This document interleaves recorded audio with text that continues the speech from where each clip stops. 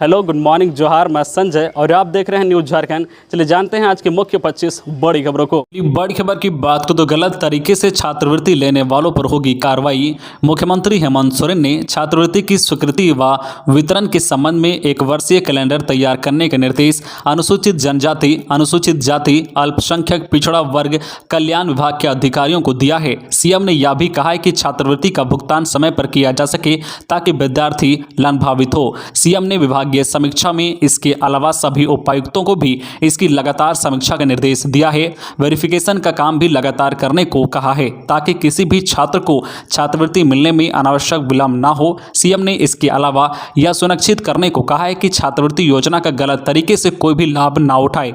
गलत करने वाले के विरुद्ध कार्रवाई भी करने का निर्देश उन्होंने दिया है। अगली बड़ी खबर की बात को तो महंगाई का जोरदार झटका, 100 रुपए से ज्यादा महंगा हुआ एलपीजी गैस सिलेंडर। दिसंबर महीने के पहले दिन आम आदमी को महंगाई का बड़ा झटका लगा है। सरकारी ऑयल मार्केटिंग कंपनी ने 1 दिसंबर से एलपीजी गैस सिलेंडर की कीमतों में बढ़ोतरी की है। देश की सबसे बड़ी सरकारी तेल कंपनी इंडियन ऑयल कॉरपोरेशन ने 19 किलोग्राम कॉमर्शियल गैस सिलेंडर के दाम में 103 रुपये 50 पैसे प्रति सिलेंडर तक का इजाफा किया है। हालांकि तेल कंपनियों ने आम आदमी के उपयोग वाले 14.2 किलोग्राम बिना सब्सिडी की रसोई गैस सिलेंडर की कीमतों में बढ़ोतरी नहीं की है। इसके दाम में कोई बदलाव नहीं हुआ है, जिससे आम आदमी को थोड़ी राहत मिली है। अगली बड़ी खबर की बात को तो आज से छाएंगे बादल, कल से हल्की बारिश की संभावना। मौसम वैज्ञानिक अभिषेक आनंद ने बताया है कि दक्षिण अंडमान में निम्न दबाव का क्षेत्र बना है। इसका विस्तार पश्चिम उत्तर पश्चिम की ओर हो रहा है। इसका असर झारखंड पर भी देखने को मिलेगा। 3 दिसंबर को राज्य के दक्षिण इलाके में हल्की बारिश की संभावना जताई गई है। वहीं राज्य के उत्तर पूर्वी और मध्य भागों में भी हल्की बारिश होने के आसार हैं। बारिश के बाद कड़ाके की ठंड बढ़ेगी। रांची सहित झारखंड के कई जिलों में आज 2 दिसंबर से बादल छाएंगे। मौसम विभाग के अनुसार 6 दिसंबर तक हल्की बारिश होने की संभावना है। मौसम विभाग ने बताया कि हवाओं का रुख अभी दक्षिण पश्चिम है। इस वजह से प्रदेश के सभी हिस्सों में मौसम शुष्क देखने को मिल रहा है। बादल छटने के बाद ठंड बढ़ेगी। वहीं पहाड़ों में होने वाली बर्फबारी का भी असर देखने को मिलेगा। अगली बड़ी खबर की बात करो तो रांची में 68 पदों पर निकली वैकेंसी, नोटिस हुआ जारी। रांची में नौकरी की तलाश कर रहे युवाओं के लिए अच्छी खबर आ रही है। मिली जानकारी के अनुसार रांची में 68 पदों पर वैकेंसी निकली है। यह vacancy Jharkhand education project council JEPC के द्वारा निकाली गई है। इच्छुक उम्मीदवार अपनी योग्यता के अनुसार ऑनलाइन के द्वारा आवेदन की प्रक्रिया को पूरा कर सकते हैं। भर्ती नोटिफिकेशन के अनुसार झारखंड एजुकेशन प्रोजेक्ट काउंसिल जेईपीसी ने assistant computer programmer, account officer सहित कुल जो 38 पदों पर भर्ती को लेकर आवेदन मांगे हैं। इन पदों पर आवेदन करने के लिए उम्मीदवारों की योग्यता पदों के अनुसार अलग अलग निर्धारित किया गया है। इच्छुक उम्मीदवार 8 दिसंबर 2021 तक ऑनलाइन के द्वारा आवेदन कर सकते हैं। इसके बाद आवेदन की प्रक्रिया समाप्त हो जाएगी। आप अधिक जानकारी के लिए और आवेदन करने के लिए jepc.jharkhand.gov.in पर जाकर ऑनलाइन के द्वारा आवेदन की प्रक्रिया को पूरा करें। अगली बड़ी खबर की बात करें तो भ्रष्टाचार पर एंटी करप्शन ब्यूरो का शिकंजा। 40 लाख की सड़क निर्माण के बिल भुगतान के बदले जेई ने ठेकेदार से मांगी 1 लाख की रिश्वत, 70,000 घूस लेते पकड़ाए। झारखंड के भ्रष्टाचार निरोधक ब्यूरो के हजारीबाग प्रमंडलीय कार्यालय की ओर से बुधवार को की गई छापेमारी में भवन निर्माण विभाग के कनिक अभियंता जेई रामदेव पटेल को गिरफ्तार कर लिया गया है। उन्हें ठेकेदार से 70,000 रुपये घूस लेते रंगे हाथ पकड़ा गया है। जांच में पता चला है कि ठेकेदार से 40 लाख रुपए के सड़क निर्माण के बदले 1 लाख रुपए रिश्वत की मांग की गई थी। ठेकेदार यह राशि नहीं देना चाहता था। उसने इसकी शिकायत हजारीबाग एंटी करप्शन ब्यूरो के पुलिस अधीक्षक से की। जांच में शिकायत के सत्यापन के बाद यह कार्रवाई की गई। खबरों में आगे बढ़ने से पहले आपसे रिक्वेस्ट है कि अगर आप चैनल को सब्सक्राइब नहीं किए हैं तो प्लीज़ चैनल को सब्सक्राइब करके बेल आइकन प्रेस कर दे, जिससे आपको झारखंड की हर छोटी बड़ी खबर का अपडेट आप तक पहुंचता रहे। चलिए बढ़ते हैं खबरों की ओर। अगली बड़ी खबर की बात करो, बहन को विदा किए हेमंत सोरेन, छलक उठे आंसू। सीएम हेमंत सोरेन ने अपनी चचेरी बहन आशा सोरेन को बुधवार को विदा किए। विदा करते समय मुख्यमंत्री के आंसू छलक उठे। मंगलवार की रात पूरे पारंपरिक रीति रिवाज के साथ विवाह संपन्न हुआ। देर रात बोकारो के बालीडीह स्थित झोपड़ो गाँव से नेमरा में बारात पहुंची। 20 वाहनों के काफिले के साथ बारात पहुंची थी। रात को संथाली परंपरा के मुताबिक विवाह रस्म पूरी होने के बाद बुधवार की सुबह को हेमंत सोरेन ने अपनी बहन को ससुराल जाने के लिए भावभीनी विदाई दी। इसके बाद दोपहर तक घर पर आए मेहमानों को विदाई देने के बाद दिन के 2 बजे मुख्यमंत्री हेमंत सोरेन नेमरा से रांची के लिए रवाना हो गए। अगली बड़ी खबर की बात करें तो इग्नू में नामांकन 7 तक। इग्नू में जुलाई 2021 सत्र के लिए स्नातक डिग्री, स्नातक ऑनर्स और स्नातकोत्तर के सभी कार्यक्रमों में ऑनलाइन नामांकन की अंतिम तिथि 7 दिसंबर तक बढ़ा दी गई है। जनवरी सत्र 2021 के लिए पुनः पंजीकरण की अंतिम तिथि 15 दिसंबर है। अगली बड़ी खबर की बात करें तो झारखंड हाईकोर्ट ने नई नियमावली पर सरकार से मांगा जवाब, किस वजह से हिंदी और अंग्रेजी को भाषा की श्रेणी से हटा दिया गया। झारखंड हाईकोर्ट में जेपीएससी परीक्षा के लिए बनाई गई सरकार की नई नियमावली के खिलाफ दाखिल याचिका पर सुनवाई हुई। सुनवाई के बाद chief justice doctor Ravi Ranjan और जस्टिस एस.एन. प्रसाद की अदालत ने राज्य सरकार से जवाब मांगा है। अदालत ने पूछा है कि आखिर किस वजह से हिंदी और अंग्रेजी को भाषा की श्रेणी से हटा दिया गया है। इसके अलावा अदालत ने कहा है कि नई नियमावली के तहत अगर किसी प्रकार का विज्ञापन जारी किया जाता है तो उसमें इस बात का जरूर जिक्र होना चाहिए कि इससे संबंधित याचिका हाई कोर्ट में लंबित है और याचिका के अंतिम परिणाम में नियुक्ति प्रभावित होगी। अगली बड़ी खबर की बात करें तो हटिया एलटीटी एक्सप्रेस 4 को रद्द रहेगी। ट्रेन संख्या 1281 हटिया लोकमान्य तिलक टर्मिनल ट्रेन 4 दिसंबर को रद्द रहेगी। यह निर्णय बिलासपुर रेल मंडल के बेलपहाड़ हिमगिरी रेलखंड पर नॉन इंटरलॉकिंग कार्य को लेकर लिया गया है। वही ट्रेन संख्या 1281 लोकमान्य तिलक टर्मिनल हटिया ट्रेन भी 6 दिसंबर को रद्द रहेगी। अगली बड़ी खबर की बात करें तो जैक ने सभी +2 स्कूलों को दिया अपना ईमेल आईडी बनाने का निर्देश। जैक ने सभी सरकारी +2 स्कूलों व महाविद्यालयों को अपना ईमेल आईडी बनाने का निर्देश दिया है। जैक ने कहा है कि भविष्य में इसी ईमेल से परिषद सीधे स्कूलों से संवाद स्थापित करेगी और ऑफिशियल आदेश व दस्तावेज इसी ईमेल पर सीधे स्कूलों को भेजा जाएगा। इसके लिए जैक की ओर से चेतावनी भी दी गई है कि स्कूलों को यह भी ध्यान रखना है कि उक्त ईमेल आईडी का पासवर्ड किसी अनधिकृत व्यक्ति को ना दे। ऐसा करने वाले स्कूल स्वयं कार्रवाई के दायरे में आ जाएंगे, क्योंकि ऐसा करने से जैक की गोपनीयता भंग हो जाएगी। जैक ने यह निर्देश सभी +2 स्कूल को जारी कर दिया है। अगली बड़ी खबर की बात करें तो मुआवजे पर केंद्र वर्सेस राज्य। कांग्रेस ने कहा कोरोना के मुआवजे से बच रही है केंद्र सरकार। राज्य सरकार मृतकों के आश्रितों को देगी 1 लाख रुपए। झारखंड में अब कोरोना के मुआवजे पर राजनीतिक शुरू हो गई है। झारखंड प्रदेश कांग्रेस ने केंद्र सरकार पर गंभीर आरोप लगाया है। कांग्रेस के प्रदेश अध्यक्ष राजेश ठाकुर ने बुधवार को कहा है कि केंद्र सरकार कोरोना से जान गंवाने वाले लोगों के परिजनों को मुआवजा देने से बच रही है। उन्होंने कहा कि नेशनल डिजास्टर एक्ट के तहत राष्ट्रीय आपदा में मुआवजे की 75% राशि केंद्र सरकार देती है और 25% राशि राज्य सरकार देती है।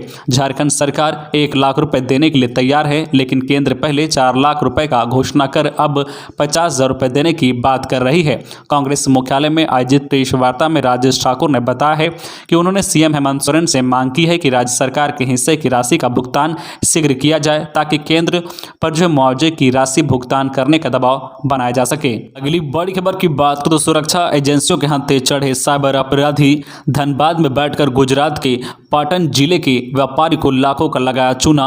ऑनलाइन ठगी के लिए निकाली लड़की की आवाज। साइबर ठगी के लिए पूरी देश दुनिया में चर्चित जामताड़ा के बाद धनबाद अपराधियों का नया गढ़ बन गया है। शहर के बीचों बीच रहकर साइबर अपराधी पूरे देश के अलग अलग हिस्सों में लोगों से ऑनलाइन ठगी कर रहे हैं। एक ऐसे ही मामले में गुजरात पुलिस ने धनबाद पुलिस के साथ मिलकर सदर थाना क्षेत्र के दामोदरपुर से 2 अपराधियों को गिरफ्तार किया है। आरोप है कि इन अपराधियों ने गुजरात के पाटन जिले के एक व्यवसायी से लाखों रुपए की ठगी की है। ऑनलाइन ठगी के लिए इन अपराधियों ने लड़की की आवाज निकाली। गुजरात पुलिस की साइबर टीम की मदद से इन अपराधियों को इनके घर से दबोचा गया है। अगली बड़ी खबर की बात करें तो 40 लाख रुपए खर्च कर सरायकेला नगर पंचायत भवन का होगा कायाकल्प। कॉन्फ्रेंस के साथ बनेंगे पार्किंग व ऑफिस रूम। झारखंड के सरायकेला शहरी क्षेत्र के नगर पंचायत भवन का कायाकल्प होगा।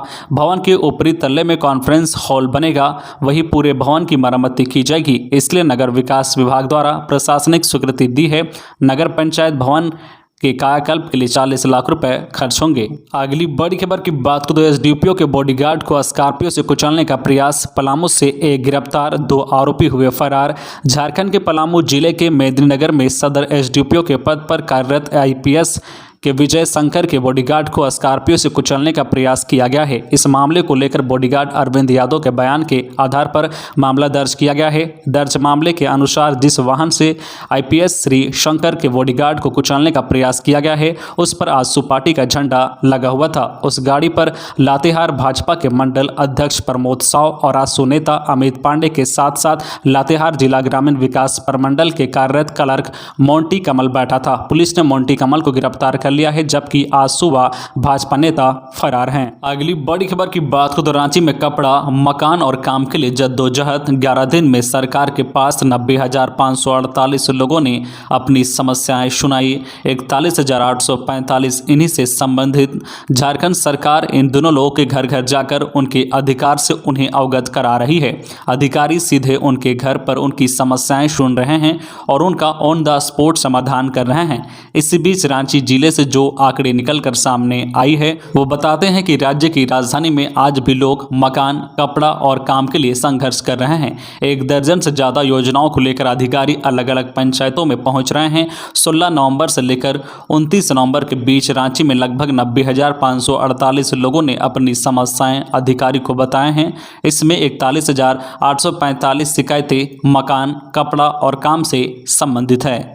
अगली बड़ी खबर की बात करें तो झारखंड के सीएम के विधायक प्रतिनिधि पर दर्ज होगा केस। रूपा तिर्की की मौत के बाद वायरल ऑडियो मामले में रांची सिविल कोर्ट ने दिया आदेश। साहिबगंज महिला थाना प्रभारी रूपा तिर्की की मौत मामले में अब सीएम हेमंत सोरेन के विधायक प्रतिनिधि पंकज मिश्रा पर केस दर्ज होगा।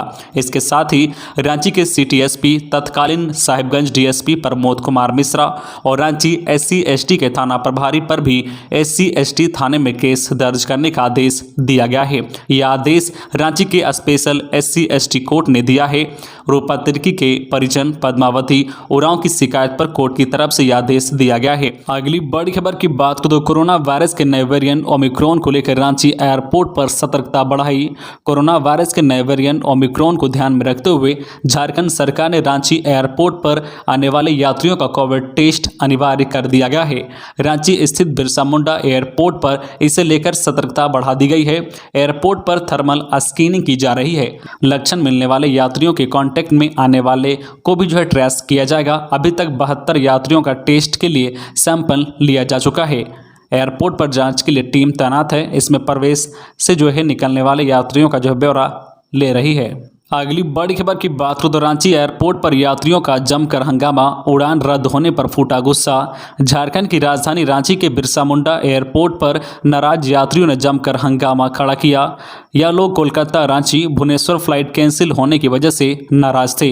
यात्रियों का कहना था कि एयरलाइंस कंपनी द्वारा अचानक फ्लाइट रद्द करने से उन्हें खासी मुश्किलों का सामना करना पड़ा है। इससे नाराज यात्रियों ने रांची एयरपोर्ट के अंदर हंगामा मचाया। बताया जा रहा है कि बुधवार की सुबह लगभग 8:45 पर एयर इंडिया की फ्लाइट कोलकाता से रांची पहुंची थी। इससे सुबह 9:25 पर यहां से भुवनेश्वर के लिए उड़ान भरना था, लेकिन रांची पहुंचने पर विमान के इंजन में खराबी का पता चलने पर एयर इंडिया की ATR फ्लाइट को रद्द कर दिया गया। फ्लाइट कैंसिल होने से करीब 70 यात्री रांची एयरपोर्ट पर काफी देर तक फंसे रहे। अगली बड़ी खबर की बात करें तो जेपीएससी पर जारी है घमासान। बीजेपी का सवाल, कांग्रेस बताए भ्रष्टाचार के साथ है यह छात्रों के। कांग्रेस का जवाब, छात्रों के साथ अन्याय नहीं होने देंगे। झारखंड लोक सेवा आयोग जेपीएससी की 7वीं 10वीं जेपीएससी परीक्षा पर घमासान जारी है। बुधवार को बीजेपी और कांग्रेस के बीच इस मुद्दे पर जुबानी जंग हुआ। बीजेपी के प्रवक्ता ने इस मुद्दे पर पहले बीजेपी के प्रवक्ता प्रतुल सहदेव ने पूछा है कि क्या कांग्रेस बेरहमी से पिटाई की गई छात्रों के खिलाफ है? क्या कांग्रेस जेपीएससी के अध्यक्ष का बचाव में है? क्या कांग्रेस भ्रष्टाचार का बढ़ावा देने में लगी है? जवाब देने कांग्रेस के प्रदेश अध्यक्ष राजेश ठाकुर खुद आए। उन्होंने कहा कि छात्रों के साथ भी अन्याय ना हो, कांग्रेस इस बात का पूरा ख्याल रखेगी। उन्होंने कहा है कि बीजेपी के विधायक खुद जेपीएससी के अध्यक्ष से मिल रहे हैं और उनके सवालों का जवाब दिया जा रहा है। उन्होंने कहा है कि जेपीएससी एक स्वतंत्र इकाई है और उससे संबंधित सवालों के लिए अध्यक्ष काफी है। जेपीएससी एक स्वतंत्र इकाई है, उन्हें स्वतंत्र जवाब देना चाहिए। अगली बड़ी खबर की बात बात करें तो प्रमंडल स्तरीय आपके अधिकार आपकी सरकार आपके द्वार कार्यक्रम में शामिल होंगे सीएम हेमंत सोरेन। झारखंड के पलामू में प्रमंडल स्तर पर आपके अधिकार आपकी सरकार आपके द्वार कार्यक्रम के तहत मेगा परिसंपत्ति वितरण कैंप का आयोजन 10 दिसंबर को होगा। आयोजन को लेकर मुख्यमंत्री हेमंत सोरेन का कार्यक्रम प्रस्तावित है। कार्यक्रम के दौरान विभिन्न लोक कल्याणकारी कार्यक्रमों के लाभुकों के बीच परिसंपत्तियों का वितरण किया जाएगा। इसकी तैयारी को लेकर प्रमंडलीय आयुक्त जटाशंकर चौधरी ने बुधवार को आयुक्त कार्यालय में बैठक की। तो ये थी आज की झारखंड की टॉप बड़ी खबरें। इसी तरह झारखंड की हर छोटी बड़ी खबर देखने के लिए आप हमारे चैनल न्यूज झारखंड चैनल को सब्सक्राइब करके बेल आइकन प्रेस कर दीजिए, जिससे आपको झारखंड की हर छोटी बड़ी खबर का अपडेट आप तक पहुंचता रहे। तो आज के लिए बस इतना ही, हमें दीजिए इजाजत, फिर मिलते हैं नेक्स्ट न्यूज में।